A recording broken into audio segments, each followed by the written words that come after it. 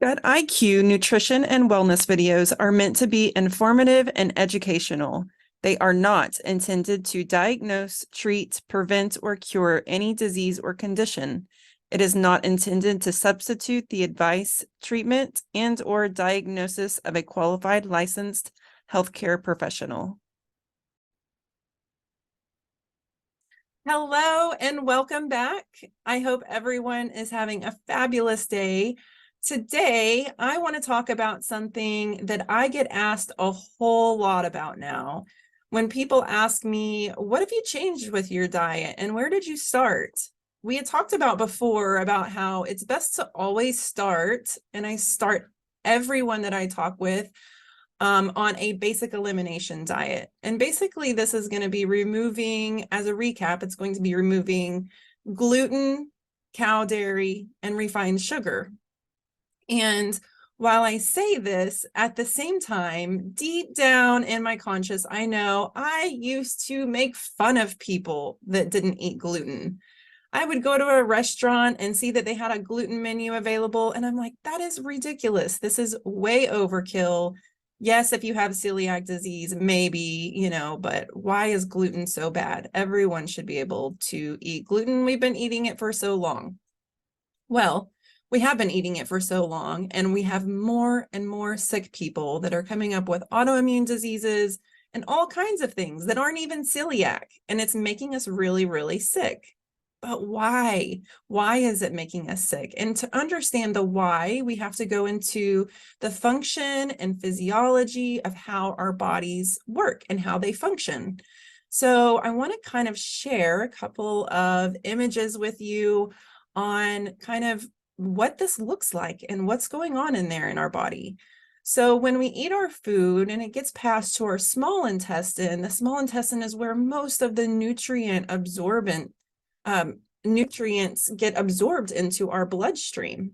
And in our small intestine, we have long finger-like projections coming off of our inside of our small intestine. They're very, very tiny. But when you look at these under a microscope, these long finger-like projections have all kinds of, blood flowing to it. And so the small intestine is kind of like, if you kind of think about if it basically, its job is to grab the broken down nutrients and bring those into the bloodstream to use the energy for our bodies. But what happens over time is those finger-like projections, they just get worn down. And then your body isn't able to break it down because it doesn't really know what it is. It's almost like a foreign substance. And your body's like, what do I do with this? I don't know what to do with this. And so it causes a lot of damage to our small intestine. And whenever it causes damage to our small intestine, we have what basically in between in the small intestine, there's these tight gap junctions to where it's supposed to only allow the small particles, once they're completely broken down, it allows those into the bloodstream. But what happens with gluten is it can't break it. Your body can't break it down. It doesn't know what to do with it. And over time, those tight gap junctions aren't so tight anymore, and they start opening up. And if you look at like the side of a house and you see like old mortar will kind of start to kind of split away, and you get these gaps in between the bricks, it's kind of like that, but in our small intestine. And so these tight gap junctions that aren't so tight anymore are allowing pathogens and things that aren't broken down nutrients into our body. And so our body is like calling the guards in. Alert, alert, and so it causes inflammation. And over a long period of time, that's what makes us really sick, truly. And so while you may be like me and saying, that gluten-free stuff, it's a bunch of bunk, right? It's just a way for them to make more money. That's what I used to think, at least. And really, I started not eating gluten. I'm like, okay, I'm going to give it a shot. And whenever I gave it a shot and it started working, I'm like, well, why the heck is this working? This is really dumb.